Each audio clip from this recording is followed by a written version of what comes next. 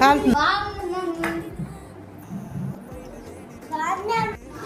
మనం బ్రెడ్ టోస్ట్ని ఈజీగా ఇంట్లోనే ప్రిపేర్ చేసుకోవచ్చు. ఎలా అంటే ఫస్ట్ 2 ఎగ్స్ తీసుకొని వాటిని మంచిగా బీట్ చేసుకొని తర్వాత ఒక హాఫ్ కప్ మిల్క్ వేసుకొని షుగర్ వేసుకోవాలి కొద్దిగా కలర్ కోసం అండ్ ఇలాచీ పౌడర్ వేసుకొని అన్నిటినీ బాగా బీట్ చేసుకోవాలి బీటర్తో.